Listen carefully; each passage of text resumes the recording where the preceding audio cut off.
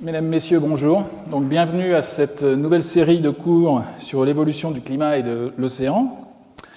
Donc, l'année dernière, je vous ai abondamment parlé en fait du climat des 2 derniers millénaires, les fluctuations que l'on en connaissait, en même temps les incertitudes aussi qui sont toujours là avec nous.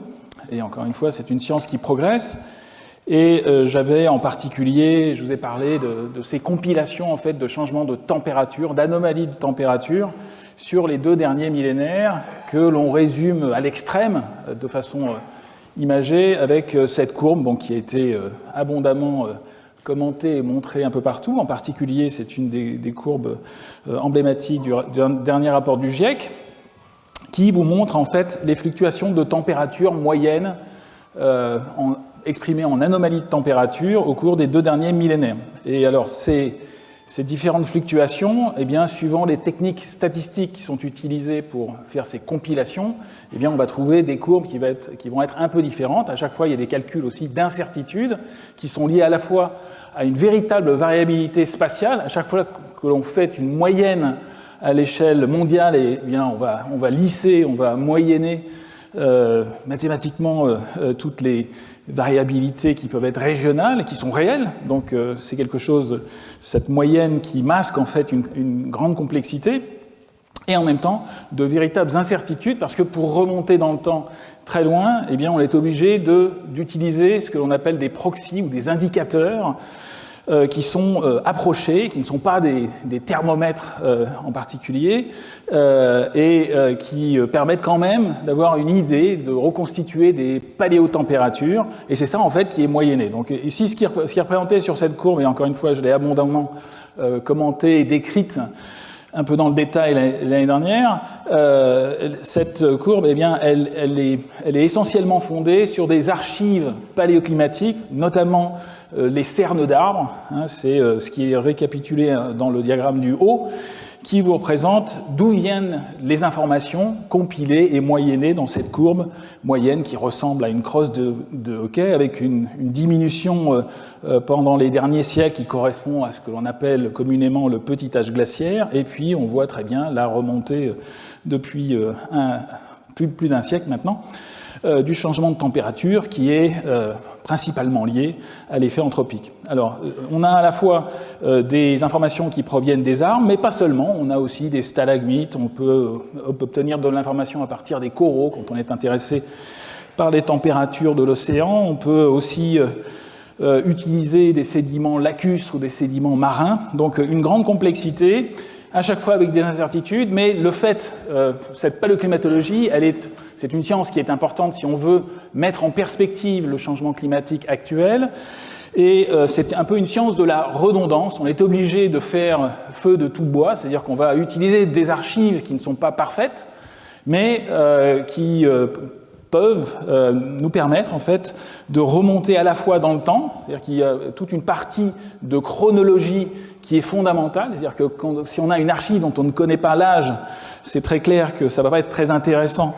pour reconstituer le climat, mais l'axe des Y est aussi fondamental. Il y a des incertitudes et beaucoup de travaux en fait de paléothermométrie, notamment si on est intéressé par la reconstitution des paléotempératures. Donc cette courbe, je vous l'ai déjà montrée, on va y revenir, et elle est fondamentale pour essayer aussi de comprendre ce qui s'est passé pendant les 2 derniers millénaires, et ces 2 derniers millénaires, la période historique, eh bien, elle est caractérisée par des sociétés, le développement de sociétés humaines, et qui ont été impactées par ces événements climatiques. Et donc je vais revenir, je vous ai promis en fait de revenir sur certains cas un petit peu emblématiques d'impact qui ont été supposés ou documentés pour certaines parties de l'histoire. Et encore une fois, à chaque fois, ça va être très compliqué parce qu'il va falloir essayer de discerner un impact climatique au milieu qui participe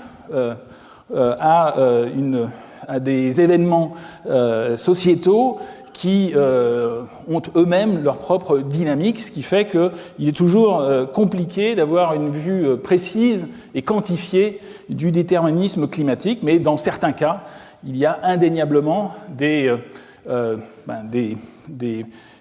péjorations climatiques qui vont avoir des incidences ou des améliorations climatiques qui vont en avoir tout autant, mais qui vont être inverses.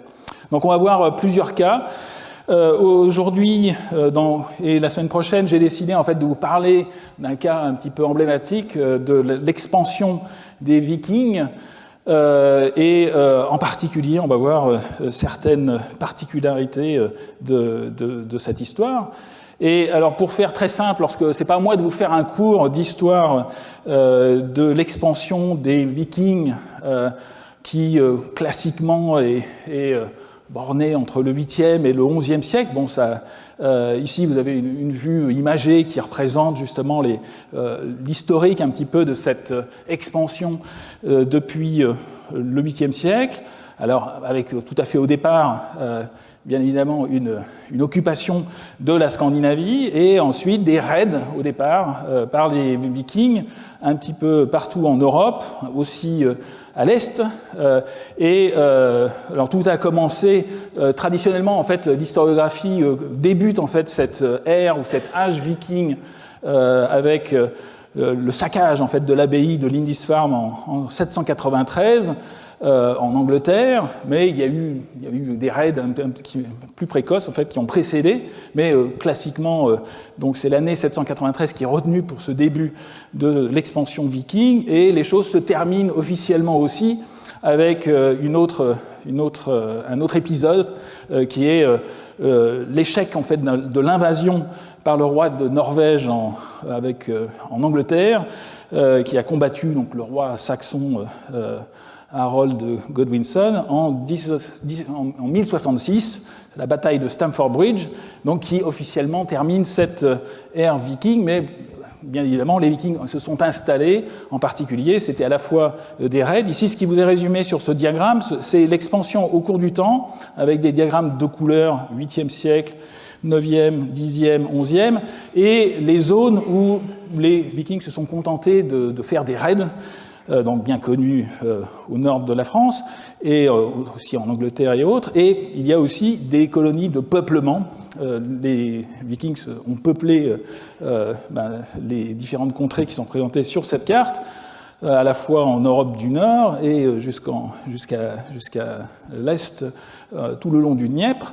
Et on va voir que c'est allé même beaucoup plus loin, en Atlantique Nord, jusqu'en Amérique du Nord, dont on va parler.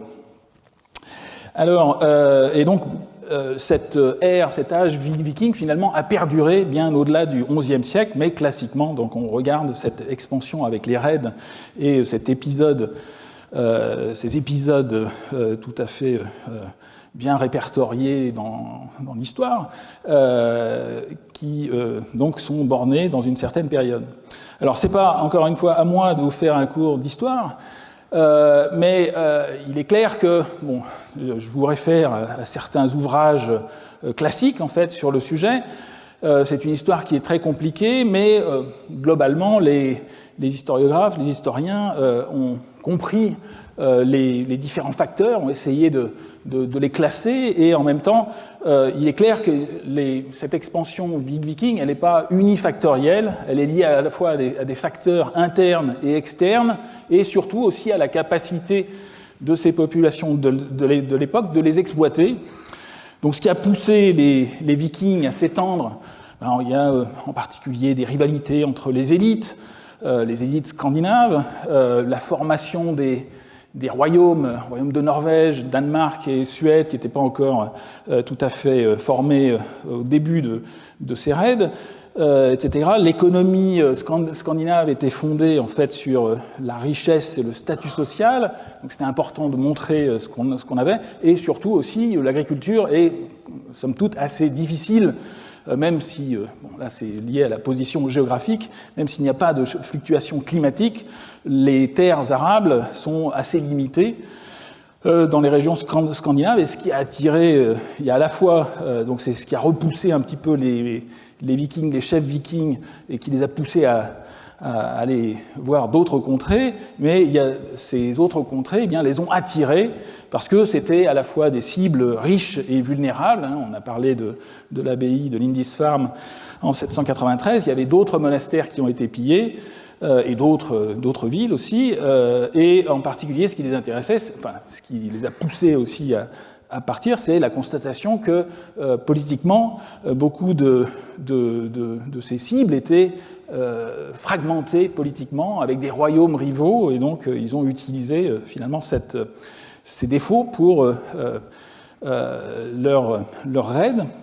Et ensuite, lorsqu'il y a eu installation d'une véritable diaspora, eh bien, ça leur a permis en fait de se connecter et d'aller encore plus loin à chaque fois qu'ils pouvaient. Donc c'est ça qui a été important, c'est-à-dire qu'il y a à la fois des causes qui ont poussé les Vikings à sortir de la Scandinavie, qui les a attirés en Europe, et surtout aussi des raisons qui ont rendu cette colonisation et ces raids possibles, en particulier la technologie maritime, donc on y reviendra, les fameux dracars, même si c'est un terme utilisé uniquement en France et qui est un mauvais terme, mais on va l'utiliser un petit peu comme aussi le terme de viking. Les Vikings se caractérisaient justement par des techniques à la fois maritimes, militaires aussi, tout à fait novatrices, et ils ont réussi à s'établir, à établir des comptoirs un peu partout, qui leur a permis d'aller encore plus loin à chaque fois. Et parmi ces différents déterminismes, celui qui va nous intéresser dans ces cours, ça va être d'essayer de discerner, de voir quelles étaient les conditions climatiques, est-ce qu'elles étaient favorables ou défavorables, et là se pose le gros problème de savoir comment on va essayer de quantifier. Enfin, la réponse est qu'on ne peut pas le faire, mais c'est important d'avoir ces conditions pour essayer de voir si les conditions étaient favorables ou défavorables, et de là à essayer de quantifier et de dire voilà, c'est ça la cause principale, la cause proximale, ou la cause intrinsèque, c'est extrêmement compliqué. Alors voilà, comme je vous l'ai dit, donc l'ère viking se termine à peu près au XIe siècle officiellement, mais encore une fois, elle perdure avec les colonies, et donc avec un abandon des raids. Et essentiellement, c'était lié au fait que les États scandinaves étaient mieux établis. Les Vikings sont convertis au christianisme, ce qui a été important aussi pour l'abandon de ces raids. Et les pays du nord de l'Europe et autres avaient construit, étaient mieux défendus. Et encore une fois, l'intégration économique a fait en sorte que ces raids n'ont pas perduré. Alors, lorsque l'on regarde la courbe, je pourrais vous remontrer cette fameuse courbe Pages-Tukey là, qui représente les changements de température à l'échelle mondiale. On y voit essentiellement le petit âge glaciaire, on voit assez difficilement un optimum climatique, mais il n'y a rien de particulier lorsqu'on considère uniquement cette courbe pendant la période viking. Et je vous remontre ces fluctuations sur les 2 derniers millénaires en soulignant encore une fois de façon simplifiée cette période entre 800 et 1050. Encore une fois, elle est bornée, mais il faudrait l'étendre un peu de chaque côté. Peu importe, il suffit, c'est important de garder la même dans le cadre du cours. Quand on regarde de façon un peu particulière, un peu en détail, cette plage temporelle et la courbe globale, qui est la courbe indiquée ici en grisé, que je vous ai montré tout à l'heure, qui est la courbe des changements de température, de l'anomalie de température à l'échelle mondiale, compilée comme on a pu le montrer dans les derniers cours, on voit que pratiquement c'est relativement plat et il n'y a pas vraiment de fluctuation. Alors, comme je vous l'ai décrit l'année dernière, il y a pas mal de débats en fait dans la communauté scientifique des paléoclimatologues, parce que il y a à la fois des avantages et des défauts à la redondance de ces indicateurs paléoclimatiques que l'on utilise, archives lacustres, archives marines, coraux, carottes de glace, cernes d'arbres à différentes latitudes. Donc ces compilations, elles ont toutes des défauts, parce que et le principal défaut, c'est que la chronologie de ces différents enregistrements varie, et donc la résolution temporelle est très variable. Alors, autant les cernes d'arbres permettent d'avoir des datations à l'année près, en particulier sur les derniers 2000 ans, c'est relativement simple d'avoir des bois datés à l'année près, mais là, il y a d'autres défauts viennent avec les avantages, c'est-à-dire qu'on ne peut pas tout avoir. Les meilleurs enregistrements au point de vue chronologique, que sont les cernes d'arbres, ont certains défauts, en particulier le fait qu'ils représentent uniquement des températures. Les cernes, l'épaisseur des cernes ou la densité des cernes ne représentent finalement que les températures estivales. Et pour faire des moyennes à l'échelle mondiale des changements de température, il faudrait aussi avoir accès à la température hivernale. Donc, alors, il y a d'autres indicateurs qui permettent de le faire, mais ils n'ont pas la même résolution. Donc, encore une fois, j'en ai déjà parlé dans le précédent cours, il y a encore des débats. Et ce débat, en fait, on peut le résumer à cette compilation. Ici, c'est un graphe qui résume un petit peu les choses, avec, d'une part, la compilation, on va dire, officielle, celle qui en particulier est emblématique dans le rapport du GIEC, qui est cette courbe Pages 2K, très lisse, avec une incertitude, avec une barre d'erreur exprimée ici en grisé qui est très importante, ce qui fait qu'on peut très bien dire, voilà, moi je vais faire une ligne droite au milieu de cette courbe, et pratiquement les seuls changements que l'on voit, c'est effectivement un petit refroidissement pendant le petit âge glaciaire avant la remontée du dernier siècle. Mais quand on se penche, en fait, quand les paléoclimatologues, en particulier la communauté dendroclimatologues, se penchent sur cette courbe, ils disent oui, mais il y a des défauts, et le principal défaut, c'est que vous n'avez absolument pas la bonne résolution temporelle, comme tout est mélangé et qu'il y a des incertitudes chronologiques, eh bien, en faisant des moyennes, on va obtenir quelque chose qui est complètement plat. Et donc les débats ne sont pas terminés encore dans la communauté. Et ce graphique, qui est tiré d'un travail par un dendroclimatologue tout à fait important, qui s'appelle Ulf Bungen, qui est à l'université de Cambridge, résume un petit peu le propos. Lui propose en fait de plutôt regarder cette courbe, ces différentes courbes lissées, mais qui proviennent uniquement de la compilation des cernes d'arbres et qui montrent pour les 2 derniers millénaires, donc c'est leur compilation, leur meilleure compilation possible réalisée avec les cernes d'arbres à l'échelle mondiale, mais encore une fois avec 2 gros défauts. Le fait qu'il y a un biais de saisonnalité, c'est plutôt les températures de croissance des arbres, donc c'est pas du tout l'hiver. Et deuxièmement, il y a un biais certain hémisphérique, c'est-à-dire l'essentiel des séries temporelles sont situées dans l'hémisphère nord, ce qui fait que cette courbe est plutôt caractéristique de l'hémisphère nord. Peu importe, ce qu'il faut voir justement, c'est que quand on considère la période viking, eh bien là on voit que ces courbes, les différentes courbes dendroclimatiques, présentent en fait une variabilité qui est beaucoup plus importante que la variabilité observée avec la courbe compilée avec tous les indicateurs, qui est beaucoup plus plate, et notamment on a des coups de froid importants tout à fait au début de l'ère viking. Alors est-ce que c'est ça qui a poussé les Vikings à sortir de Scandinavie? Il n'y a pas vraiment de lien qui est fait, mais en tout cas, il n'y a pas de coïncidence, parce que cette période est globalement aussi proche en fait de ce que l'on appelle l'optimum climatique médiéval, dont je vous ai parlé l'année dernière, et il est clair en fait que cet épisode, en particulier la période du 8e et du 9e siècle, donc entre 700 et 900, entre l'an 900 jusqu'à l'an 900, n'étaient pas caractérisés par un réchauffement, par le réchauffement climatique médiéval, mais étaient plutôt une période avec des coups de froid que l'on peut voir justement sur ces enregistrements, ces compilations dendroclimatiques. Alors ici, je vous en montre encore une autre, qui est toujours tirée des travaux d'Ulf Bungten et de collaborateurs, parce que là, il s'agit de compilations et de travaux collaboratifs avec de nombreux autres dendroclimatologues. Ici, vous avez une vue qui représente les changements de température, essentiellement pour l'hémisphère nord, mais à très haute résolution, là c'est la meilleure résolution possible, avec des fluctuations. Donc tout est exprimé ici en changement de température, exprimé, alors ici vous avez plus 1 degré et moins 1 degré, donc on voit que les fluctuations sont quand même conséquentes.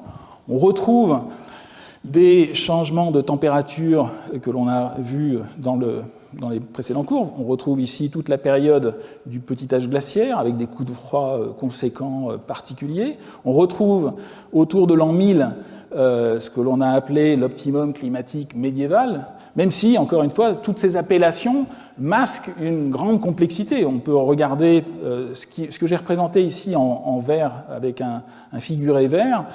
C'est globalement ce qui est appelé l'optimum climatique médiéval. Officiellement, on va le prendre entre 900 et 1250, mais ces frontières ne sont pas absolues.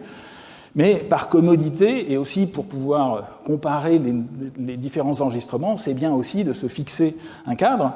Donc là, ici, on voit très clairement que cet optimum climatique médiéval, il est caractérisé aussi par des à-coups, mais on est plutôt au-dessus de la moyenne, enfin de cette ligne qui représente en fait la moyenne entre 1961 et 90, donc on est déjà dans la période de réchauffement actuel, qui est représentée par la ligne horizontale. Donc toute cette optimum climatique médiéval en fait succède à cette période viking, que j'ai encore indiquée ici entre 800 et 1050, encore une fois des frontières arbitraires, mais c'est bien d'avoir un cadre pour pouvoir faire des comparaisons. On voit très nettement que la période cette période en particulier entre 800 et 900 n'était pas caractérisée par le réchauffement, elle est plutôt caractérisée par des grands coups de froid, tout à fait entre 800 et 900, et il faut attendre un siècle ou deux avant d'être carrément, effectivement, dans cet optimum médiéval.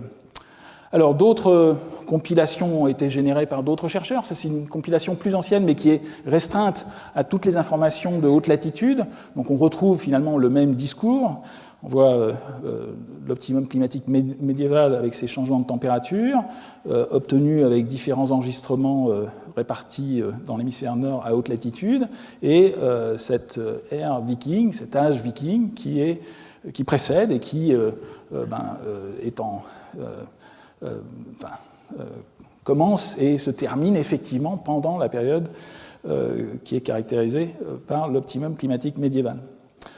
Un autre diagramme qui, lui, est beaucoup plus centré sur l'Europe, pour montrer en fait qu'il y a à la fois accord, mais en même temps beaucoup d'incertitudes dans ces estimations.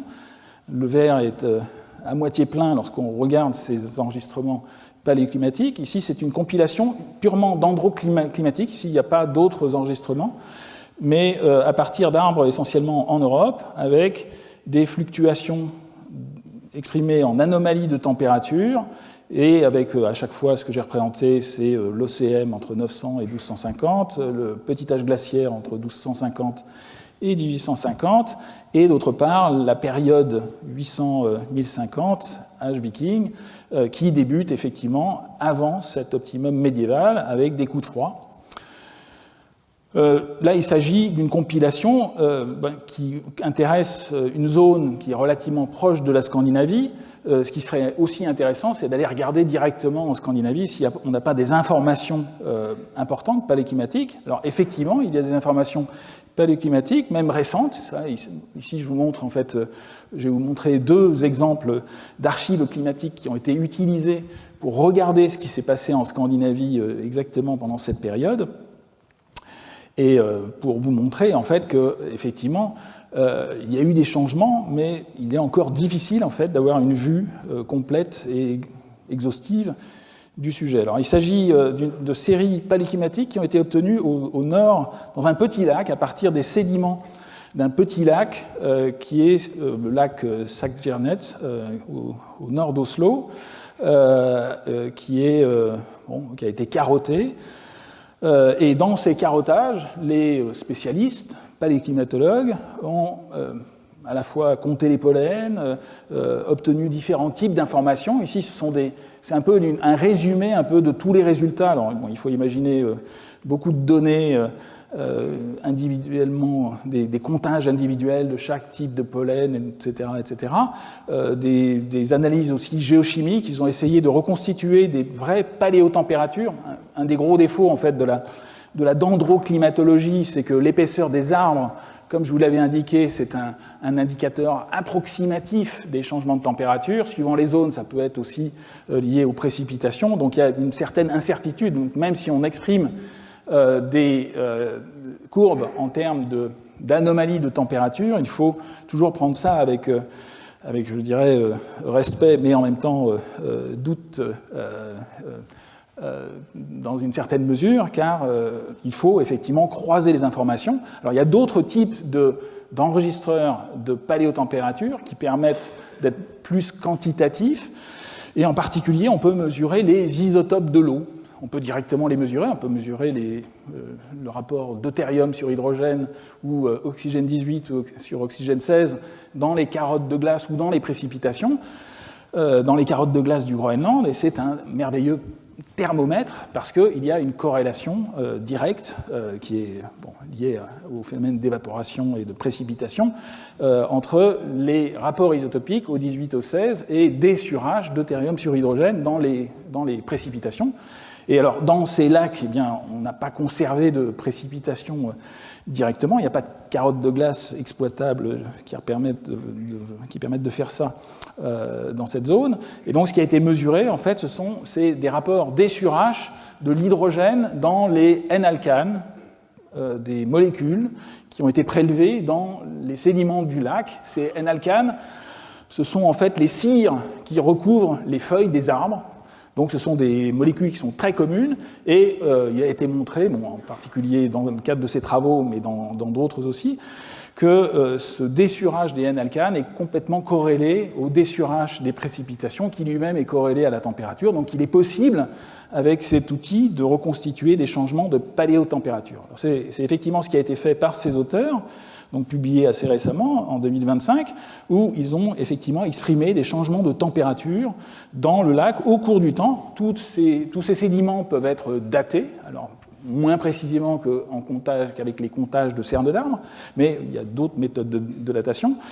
Et donc, dans ces archives, il est possible aussi à la fois de faire des mesures de température, de faire des mesures des différents types de pollen, en particulier ici le pourcentage des pollens d'arbres montre une certaine diminution pendant la période viking, qui est exprimée ici en haut. Donc c'est assez subtil, mais c'est lié au fait qu'il y a eu une déforestation locale dans cette zone.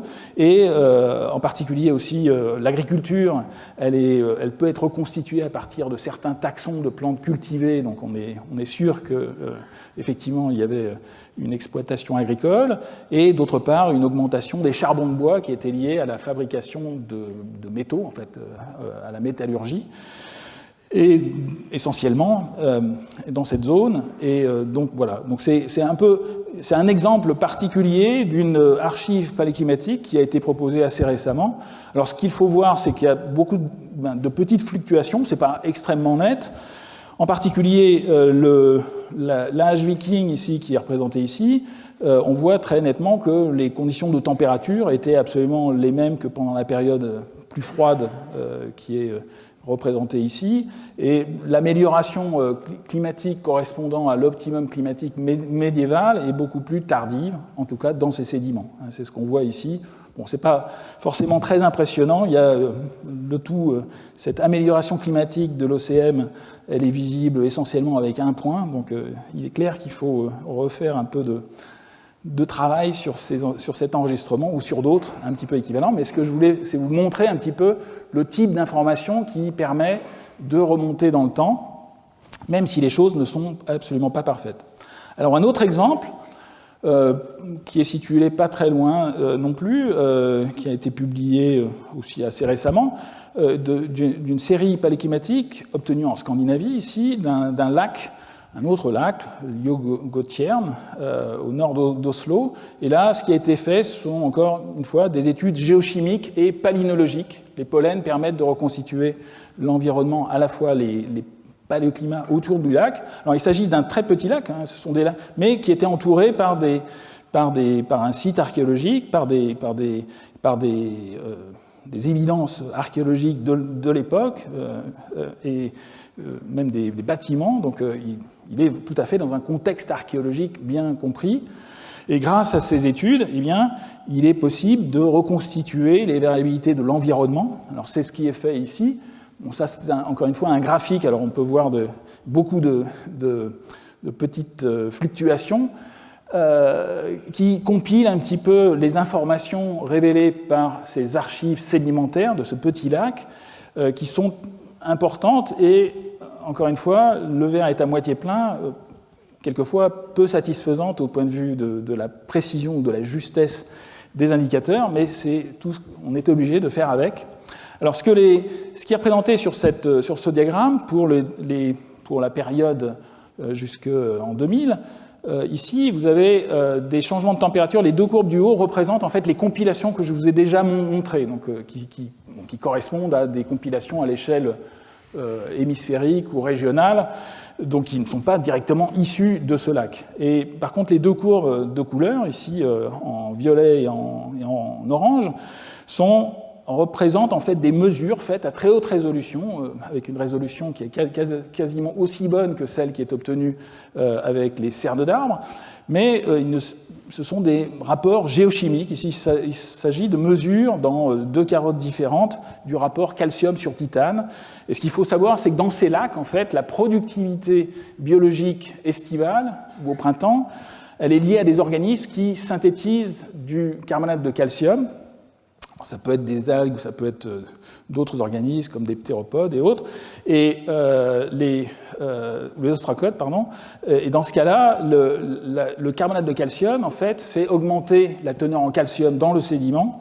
Et par contre, on est obligé aussi de tenir compte du calcium qui peut provenir de roches diverses et variées, qui n'est pas forcément associé au carbonate. Et une façon de le faire, c'est de normaliser les choses, de normaliser les teneurs en calcium par le titane, qui est un bon indicateur de ce qu'on appelle les apports détritiques. Donc classiquement, on va utiliser le rapport Ca sur Ti. Et ces deux courbes, en fait, ressemblent de façon, c'est l'argument des auteurs, ressemblent étrangement au changement de température, et donc ils ont fait carrément une corrélation, même s'il n'y a pas de mécanisme vraiment physico-chimique qui relie directement le rapport calcium sur Ti. C'est pas la même chose que le dessurage et la température, le dessurage des précipitations et la température atmosphérique. Là, il s'agit d'une corrélation, on va dire, empirique, mais ils ont eu le courage, en fait, un petit peu, peut-être l'inconscience aussi, de carrément utiliser ces deux courbes, de faire des corrélations avec les changements de température à l'échelle régionale ou suprarégionale, et d'en tirer un changement de température qui est cette courbe-là. Donc à partir de ces deux mesures, ils ont compilé des changements de température pour montrer que toute cette période correspondant à l'âge viking et à la période médiévale est plutôt une période d'amélioration. Donc on retrouve ici, à partir de là, l'optimum climatique médiéval dans ce lac. Et un des arguments aussi, qui est important, ils ont pu aussi travailler sur les pollens pour voir à la fois les changements de l'agriculture autour du lac et les variations qui sont liées à l'élevage. Il est possible en particulier de retrouver certains pollens ou de spores en fait, de certains champignons coprophiles en particulier, qui sont des traceurs, des indicateurs fiables en fait, de la présence d'élevage, enfin, de bovins ou d'ovins autour du lac. Et donc, ils ont pu étudier les variations de ces deux composantes de l'économie agropastorale viking de cette époque, et en particulier pour mettre en évidence que pendant les périodes les plus froides, alors au-delà, précédant l'âge viking ici qui est représenté à ce niveau-là, il y avait une alternance entre des périodes les plus froides où il n'y avait que l'élevage possible et des périodes un peu plus chaudes où effectivement l'agriculture était possible. Donc c'est quelque chose qui est assez constant, il y a une complémentarité entre ces deux aspects, et c'est plutôt les périodes chaudes, et en particulier la période de l'optimum climatique médiéval, qui va permettre le développement de l'agriculture en Scandinavie. Et donc toutes les périodes beaucoup plus froides, elles sont pénalisantes justement pour cette agriculture. Et finalement, quand je vous ai montré que cette période viking débutait avec un siècle, avec des très grands coups de froid, bon, il n'est pas impossible que ces grands coups de froid aient eu aussi un impact sur le développement de l'agriculture ou la possibilité de l'agriculture en Scandinavie, mais la quantification de cette chose est relativement difficile. Alors il y a d'autres informations, pour illustrer un peu les choses, il y a d'autres informations qui viennent de fouilles archéologiques, qui sont, on peut dire, anecdotiques, mais qui en même temps complètent le tableau. Alors pendant toute cette période, il y a aussi des écrits, hein, donc c'est encore une fois pas à moi de faire un cours d'histoire sur ce sujet, mais il y a des informations à la fois géochimiques ou génétiques ou complémentaires en fait, qui peuvent être obtenues dans les sédiments ou dans les sites archéologiques.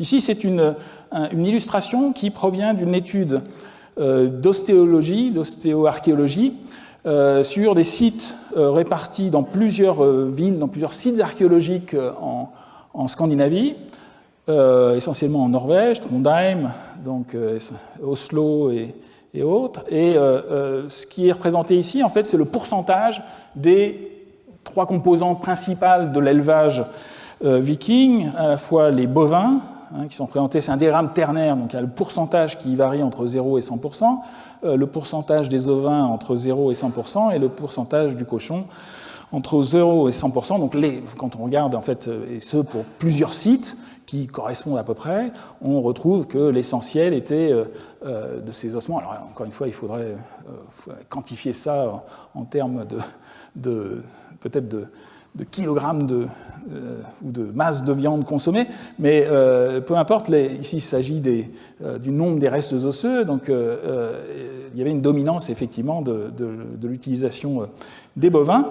Mais une des choses qui était plus intéressante dans ces fouilles archéologiques et qui a été étudiée précisément par ces spécialistes des restes osseux, c'est qu'ils ont réussi aussi à estimer l'âge d'abattage et d'utilisation et de consommation de ces animaux, en particulier pour les bovins, pour plusieurs sites. Là, je vous montre deux diagrammes en fait, qui représentent les choses pour un site à Oslo, qui montre en fait que pour la période la plus ancienne, alors là, on va même, finalement, pour ces sites-là, on est en dehors, on est postérieur à la période viking stricte, hein, mais encore une fois, on est dans le royaume de Norvège qui a succédé. Tout à fait au début, on a plutôt des juvéniles, hein, des bovins juvéniles, alors qu'à la fin de la période, enfin, là, en pleine période médiévale, pendant l'optimum climatique médiéval, comme on l'a vu,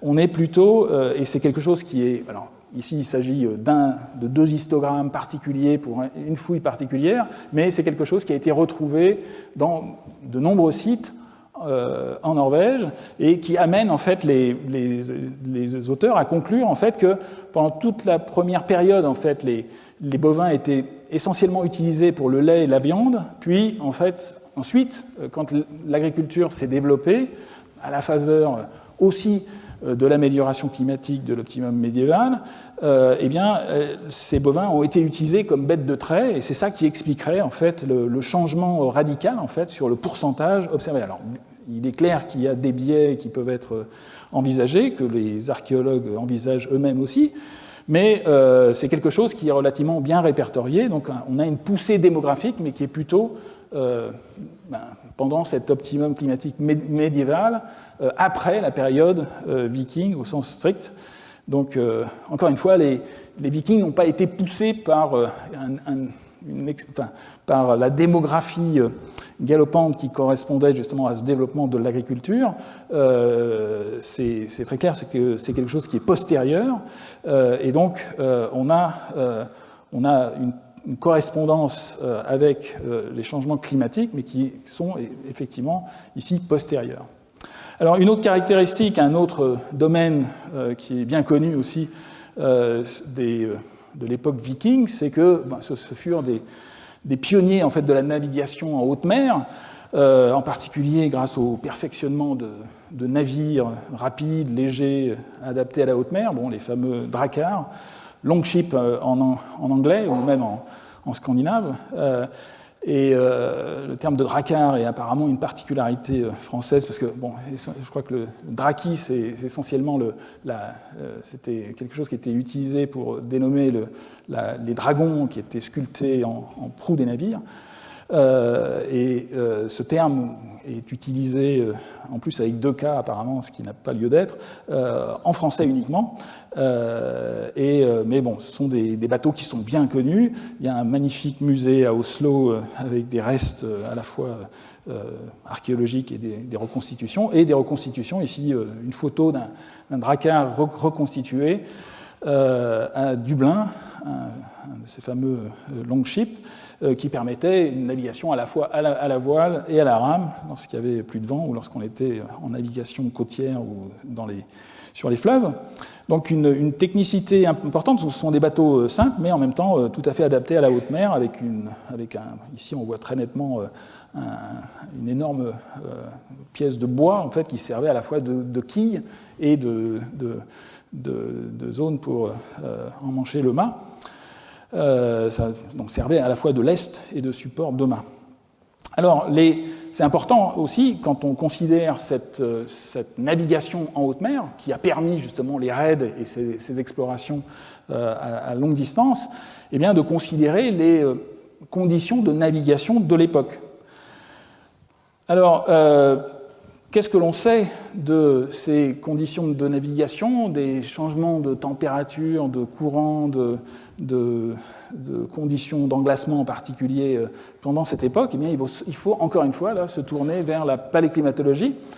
Dans les précédents cours, justement, sur les évidences paléoclimatiques, je vous ai aussi parlé de ces compilations du groupe international Pages qui a permis de faire l'inventaire et d'essayer de faire des moyennes des différentes séries temporelles, de différents indicateurs de paléotempérature à l'échelle océanique. Et ça donne des choses qui sont, je dirais, encore plus insatisfaisantes lorsqu'on est pessimiste ou, encore une fois, ou alors rassurantes quand on veut voir les choses du bon côté. Ici, il s'agit donc de la compilation qui a été publiée sur le sujet, il y en aura d'autres probablement, mais qui montre les différentes courbes individuelles, moyennées, avec essentiellement une détérioration qui correspond au petit âge glaciaire, et on voit que la période médiévale, la période viking, est plutôt avec des températures relativement hautes. Alors, il faudrait bien évidemment rajouter le réchauffement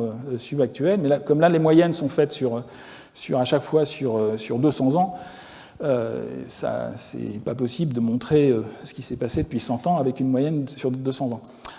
Mais encore une fois, on verrait très clairement un réchauffement qui suit en fait le réchauffement atmosphérique. Donc on a effectivement des fluctuations, plutôt des conditions défavorables à partir de 1200-1300, qui commencent à peu près vers 1300. On reverra que ça a une importance aussi pour les Vikings et pour les colonies tardives. Mais bon, une compilation qui est à la fois rassurante et pas vraiment satisfaisante non plus. Il s'agit d'une moyenne à l'échelle mondiale. Alors quand on se tourne effectivement vers la zone géographique nord-atlantique, eh bien, il y a d'autres compilations. Ici, il s'agit d'une autre compilation qui concerne essentiellement la zone arctique et la zone nord-atlantique. Et dans ce cadre-là, alors là, la compilation ne remonte pas au-delà de l'an 1000, mais globalement, on retrouve finalement la logique de ce que je vous ai montré auparavant. Ici, c'est effectivement gradué en termes de température, en anomalie de température, avec une moyenne à 10,4 et des changements de température qui sont inférieurs à 0,5 degrés, donc c'est pas fondamentalement impressionnant, on va dire, mais il est clair que toute la période du petit âge glaciaire était un tout petit peu plus froide en Atlantique Nord par rapport à la période médiévale. C'est ce que donnent en fait les compilations pour cette zone. Un autre paramètre qui est important pour la navigation, notamment à haute latitude, eh bien, c'est la présence de glace de mer ou de banquise qui peut être un frein à la navigation. Alors ça l'est en particulier pour toute la Baltique. La Baltique, elle est plus ou moins englacée, donc ça devait freiner ou permettre une navigation plus ou moins aisée des Scandinaves et des Vikings dans toute la Baltique, en particulier pour aller à l'est. Mais en pleine Atlantique, il y a aussi une banquise qui varie dans le temps. Ici, ce que je vous montre, en fait, c'est des vues qui vous résument un petit peu les choses aujourd'hui, qui vous montrent en fait cette fameuse banquise glace de mer que l'on peut cartographier à la fois à pied, les premières informations sont venues d'informations d'archivage et d'observation directe, mais aussi par satellite, qui permettent en fait de cartographier quasiment en temps réel et de faire des moyennes et de regarder l'évolution. Comme vous le savez tous, la banquise est en diminution permanente depuis pratiquement un siècle, et c'est bien résumé un petit peu par ces deux cartographies simplifiées qui présentent la situation ici en mars 2020, donc en hiver, et la situation à la fin de l'été, avec le minimum, avec cette banquise permanente, hein, qui est celle qui reste à la fin de l'été et qui va ensuite croître pendant l'hiver prochain.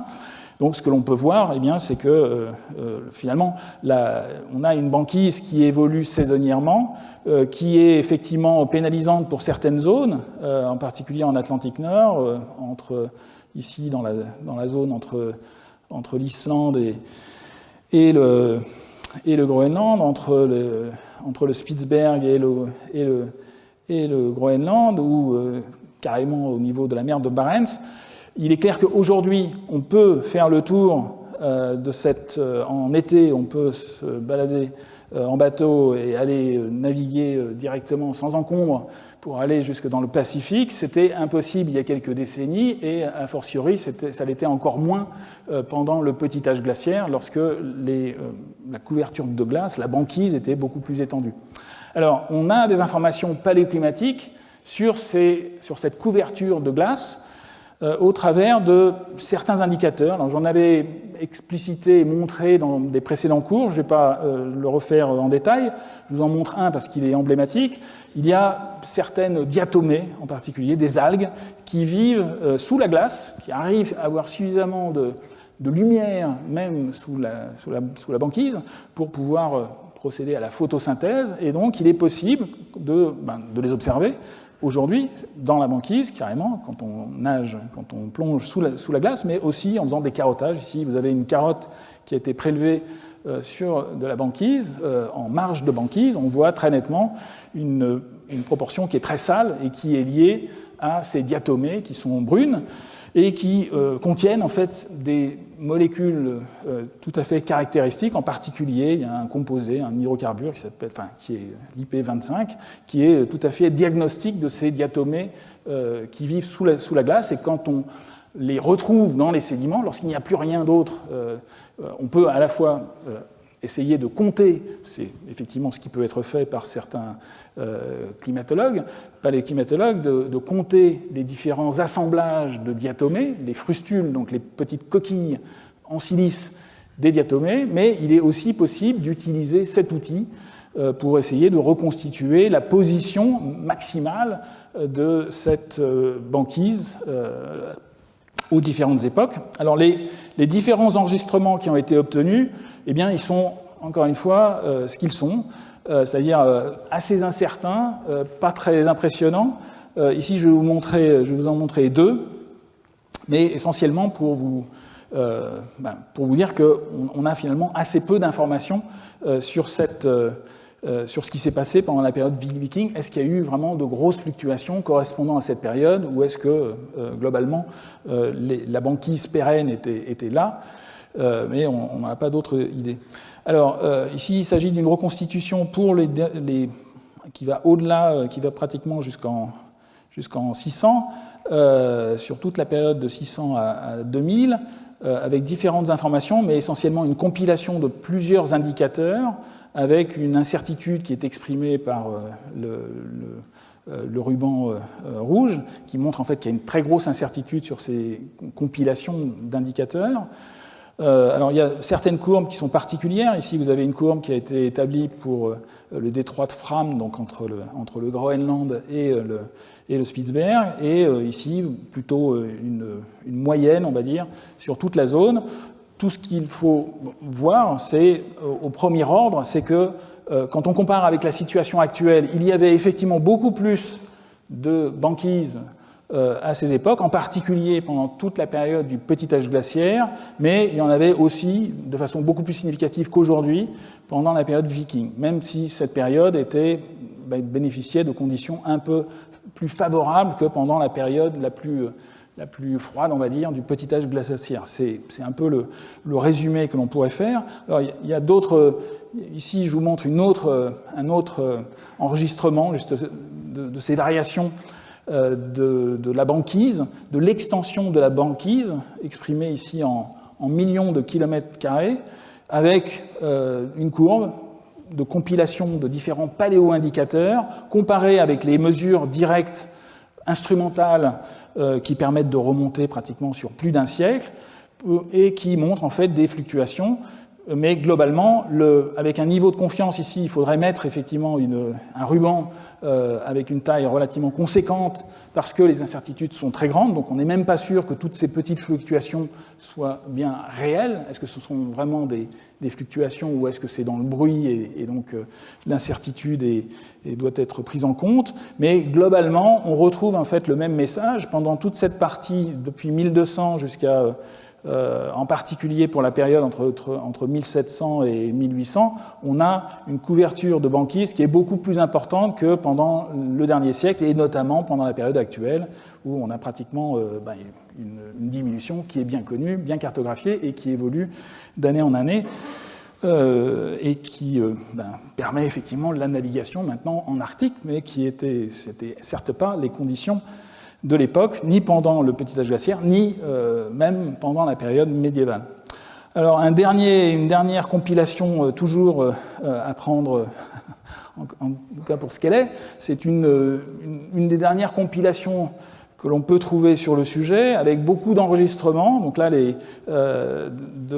essentiellement dans cette zone arctique, avec une courbe ici, donc le diagramme est résumé entre 0 et 2000, entre l'année 0, enfin, l'année 1 et l'année 2000, avec une multitude en fait, d'enregistrements qui ont été obtenus dans différents lieux géographiques en Atlantique Nord et en Arctique, qui sont représentés par les petites courbes en très très fins.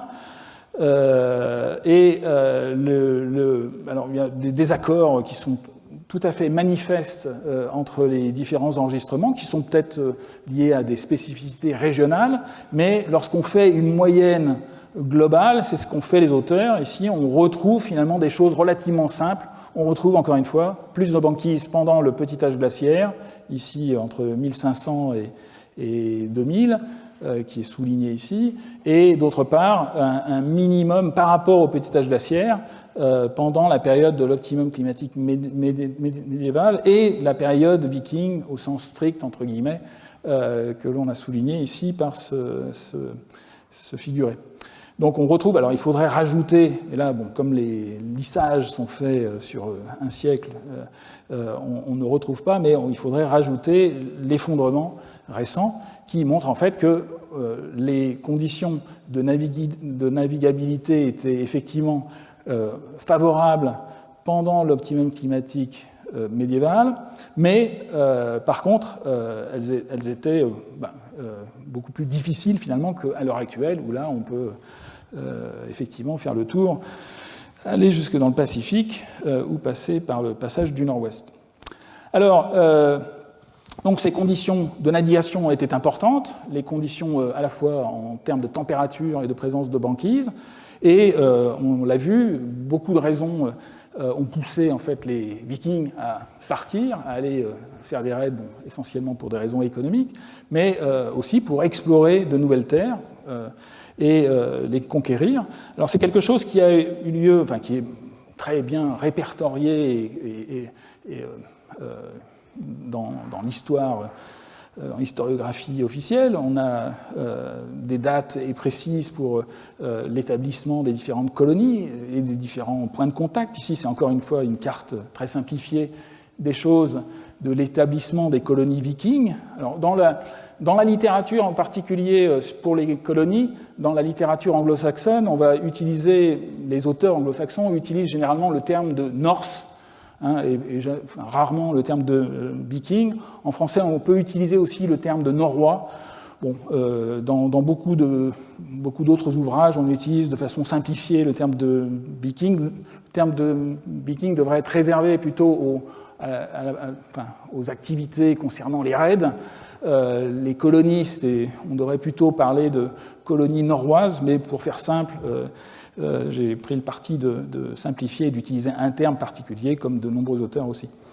Alors, on va regarder aussi dans le cadre du cours, non seulement ce qui s'est passé, il y a eu des colonies qui ont été établies très tôt. Vous vous rappelez, je vous ai dit, les choses officiellement débutent en 793 avec Lindisfarne, mais il y a eu d'autres colonies, des colonies avec des établissements en Angleterre, en Écosse, en Irlande, autour de Dublin, et plus loin encore, dans les îles directement au nord des îles britanniques, Faroes, Shetland, et jusqu'en Islande, et ensuite jusqu'au Groenland, et on va le voir, jusqu'en Amérique du Nord. Et c'est ça qui va nous intéresser en fait dans la seconde partie du cours, et en particulier le fait qu'on a des dates relativement précises en fait pour cette colonisation, d'abord de l'Islande et ensuite du Groenland. C'est des choses qui sont relativement bien répertoriées, notamment pour la colonisation de l'Islande qui est essentiellement liée à une colonisation en 874 par des familles qui venaient de Norvège, essentiellement, et pour le Groenland, l'histoire et les sagas islandaises permettent de retracer les choses de façon assez précise. En 982, en fait, un viking de l'époque célèbre aujourd'hui, Éric le Rouge, qui a été banni d'Islande pour meurtre et qui a exploré la côte sud en fait, du Groenland, et pour essayer d'attirer les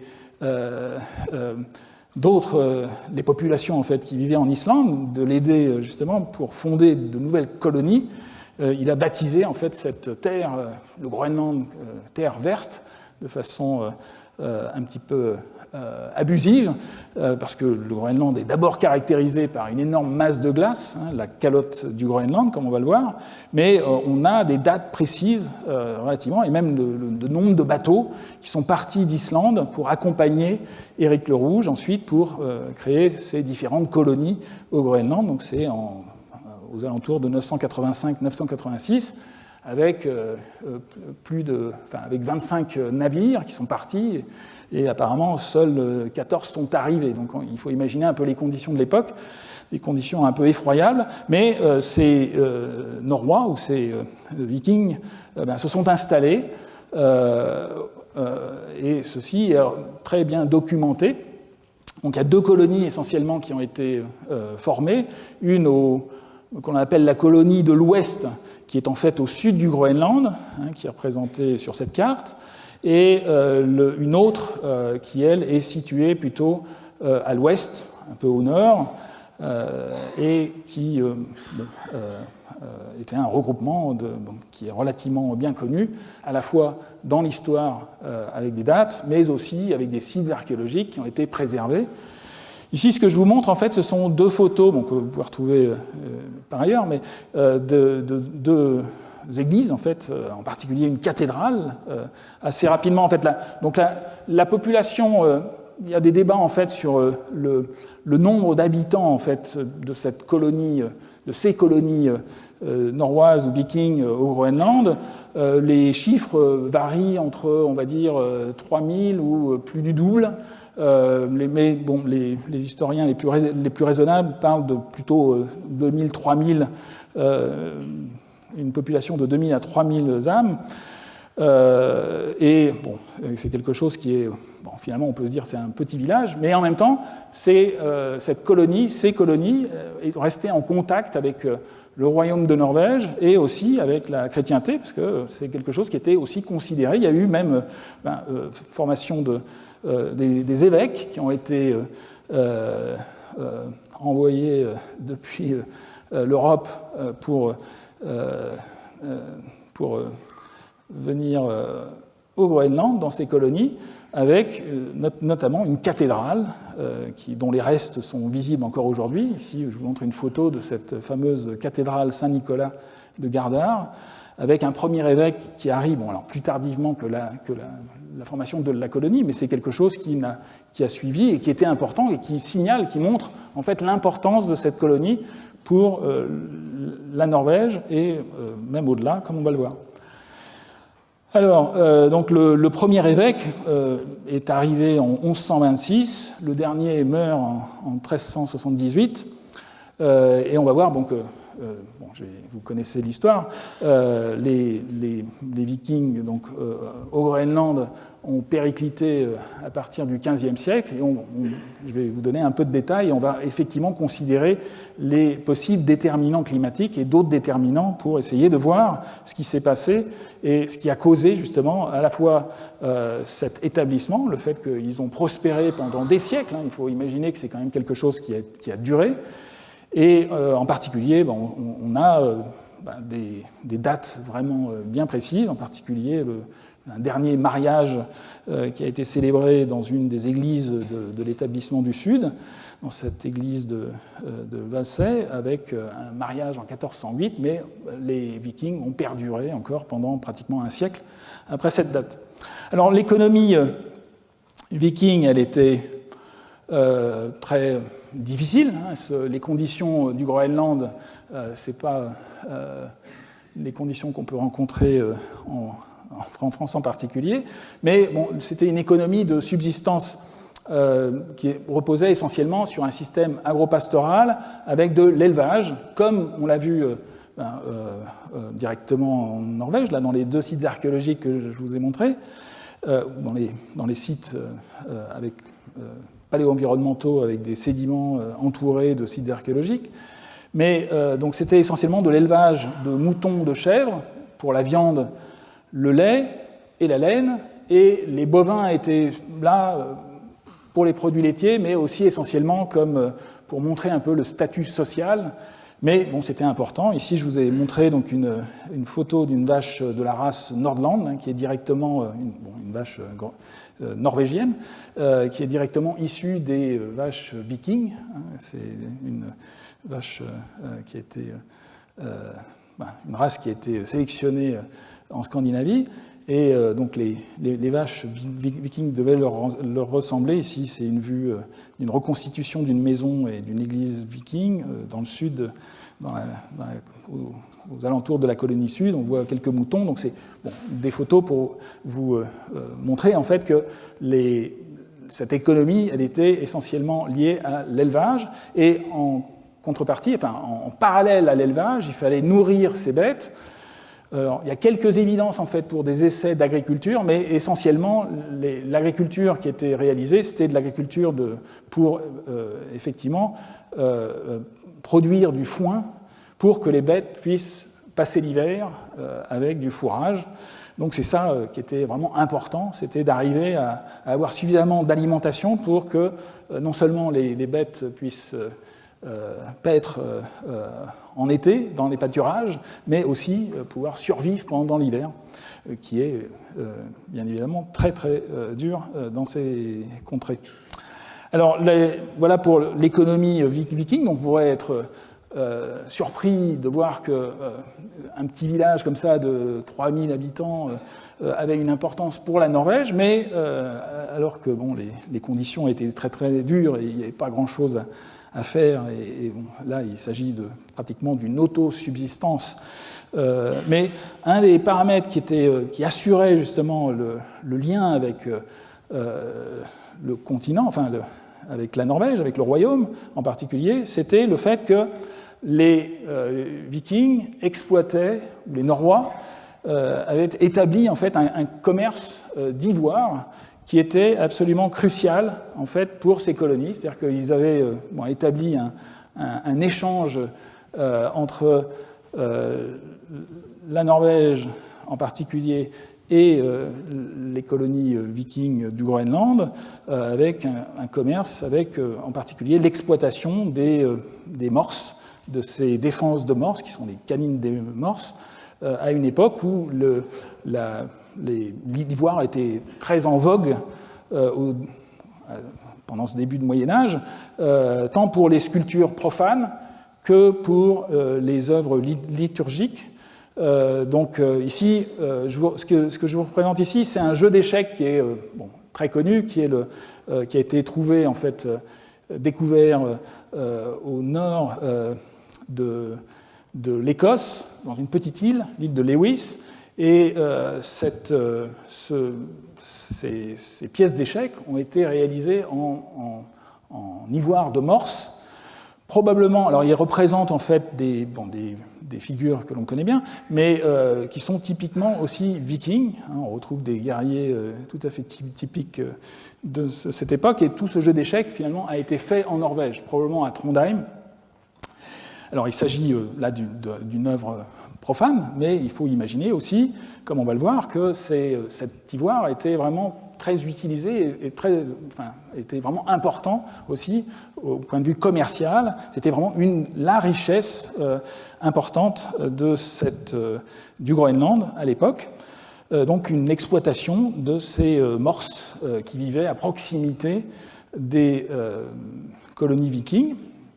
Alors on retrouve en fait de l'ivoire de morse un peu partout en Europe, correspondant à cette époque, correspondant à l'exploitation de ces morses groenlandais. Et en particulier, ici je vous montre une photo qui provient d'un ce qu'on appelle un rostre de morse, c'est-à-dire c'est la partie avant en fait, du crâne qui a été découpée avec les deux canines, les deux défenses encore implantées. Et c'était sous cette forme en fait que les Vikings les prélevaient et ensuite les exportaient. Et bon, il y a toute une littérature en fait sur la sculpture qui est réalisée pour extraire cette partie-là du crâne des morses, mais il s'agit ici d'un rostre, lui qui figure dans le musée du Mans et qui correspond à cette époque. Et donc on a les chercheurs spécialisés en particulier en génétique ont pu étudier dans différents musées. Alors bon, là c'est écrit en tout petit, mais bon, si vous regardez ici il s'agit d'un diagramme en fait qui représente à la fois des objets individuels provenant de différentes villes, Trondheim, etc. Vous avez Dublin, vous avez en France ici, donc l'objet qui est effectivement exposé au Mans. Et ce diagramme, il exprime en fait l'âge des différents objets. Il est possible de les dater ou d'avoir une idée précise de quand ils ont été importés en Europe. Quelquefois, il y a une incertitude très importante sur l'âge de l'objet. Vous avez des barres qui sont très très longues, mais dans d'autres cas, c'est relativement précis.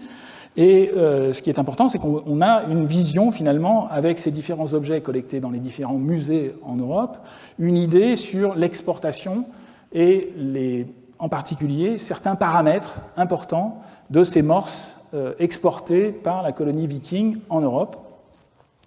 Alors, dans cette étude, les chercheurs spécialisés ont fait des études génétiques en fait, pour essayer d'une part de savoir si c'était des mâles ou des femelles. Ce qu'il faut savoir, c'est que les défenses des mâles sont beaucoup plus épaisses et beaucoup plus importantes que celles des femelles. Et d'autre part, il est possible en fait, de distinguer la provenance du morse. Donc à l'époque, dans le cadre de cette étude, ils avaient pu distinguer en fait, en comparant la génétique, la diversité génétique des morses qui ont été échantillonnés avec ces rostres présents dans les différents musées européens. Ils ont pu comparer ça avec la génétique des populations de morses actuelles et de voir qu'il y avait une certaine correspondance et qu'on arrivait à distinguer des morses provenant en fait de la partie ouest du Groenland, essentiellement partie ouest jusqu'à la baie de Baffin, et des morses situées plus au sud et à l'est, qui sont représentées ici, qui peuvent être distinguées avec la génétique. Donc c'est ce qui a été fait dans ce diagramme. Et globalement, lorsqu'on représente en fonction du temps, c'est ça qui est représenté dans ce diagramme, ce sont les différents objets au cours du temps pour toute l'histoire, même au-delà de la colonie viking. On voit qu'il y a une certaine évolution dans le temps.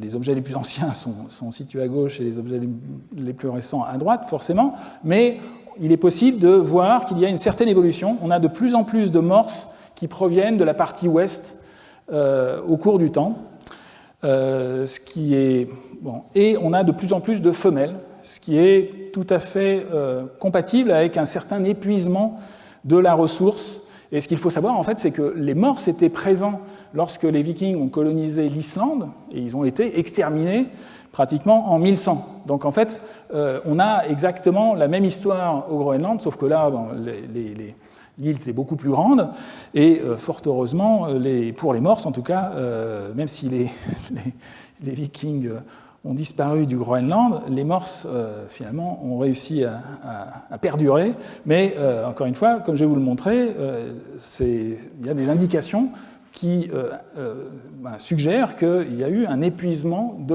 la ressource, et ça on le doit maintenant à la génétique qui est possible sur ces objets archéologiques ou prélevés dans les musées. Alors, tout à fait au départ, dans cette étude, les auteurs avaient privilégié justement ces rostres parce que c'est beaucoup plus facile à échantillonner, parce qu'une autre possibilité, c'est de travailler directement sur des objets de culte en particulier, sculptés, et là, pour obtenir des permissions pour pouvoir échantillonner un gros morceau, pour faire de la génétique, c'est relativement difficile. Donc c'est effectivement ce qui a été fait dans ce cadre-là.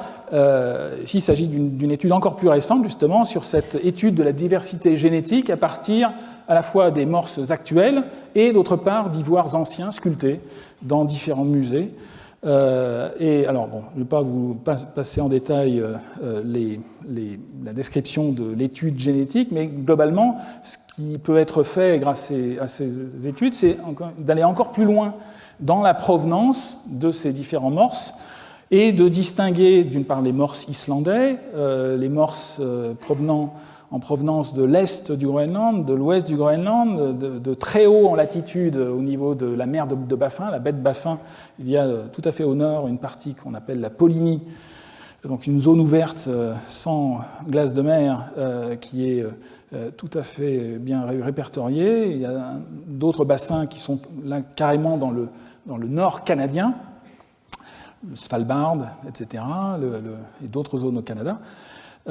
Et donc, il est possible, en fait, grâce à la génétique sur ces objets, de cartographier les choses, un peu de façon similaire à ce qui avait été fait sur les rosses. Et le résultat des courses est résumé, finalement, sur ce diagramme qui vous montre, en fait, l'évolution de la provenance de l'ivoire de Morse au cours de l'histoire de la colonie viking du Groenland, avec une flèche temporelle ici, donc on va depuis le début de l'exploitation des morses, avec tout à fait au départ des morses qui étaient prélevées essentiellement dans la zone à proximité des deux colonies vikings. Donc il fallait qu'ils montent relativement en latitude pour aller en particulier dans une baie qui s'appelle la baie de Disco, qui est à peu près située à ce niveau-là. Là, je ne sais pas si on voit. La baie de Disco est à peu près ici. Donc les premiers morses qui avaient été exploités, c'était les morses de la baie de Disco et de cette zone ouest groenlandaise. Et ensuite, on voit que de plus en plus de morses. Alors, la grande barre ici, elle est liée au fait qu'il y a une totale incertitude sur l'âge de cet objet, mais globalement, ce que l'on peut voir, c'est que tout à fait au départ, on a beaucoup d'objets qui sont sculptés sur des ivoires ayant été prélevés à proximité de la colonie sud, et beaucoup plus tardivement, eh bien, les objets, l'ivoire de Morse a été prélevé beaucoup plus au nord, carrément jusqu'au nord de la mer de Baffin. Donc il faut imaginer des déplacements importants depuis le sud du Groenland jusqu'au nord du Groenland par des expéditions de navigation et de campement de ces vikings. Avec une progression, voilà, on voit très clairement qu'à la fin, vers le milieu et la fin en fait de cette période de vikings au Groenland, eh bien, on avait plutôt une provenance très éloignée, jusqu'à une provenance qui est assez débattue et assez étonnante, c'est-à-dire que les chercheurs en génétique ont pu montrer qu'il y avait aussi une provenance de certaines zones au nord de la mer de Baffin, et là, il y a aucune information sur des expéditions vikings qui seraient allées aussi loin que ça à l'intérieur, au-delà de la mer de Baffin, au-delà de l'île de Baffin en tout cas.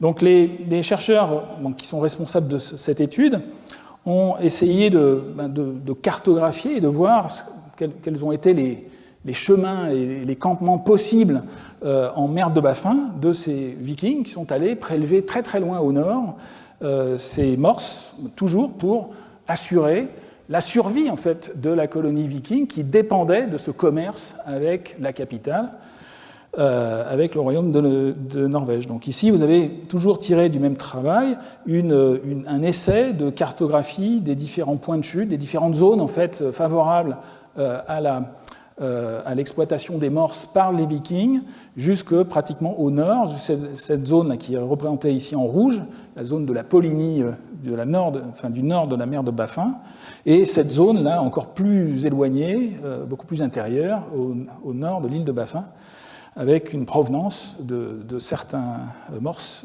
venant de cette zone.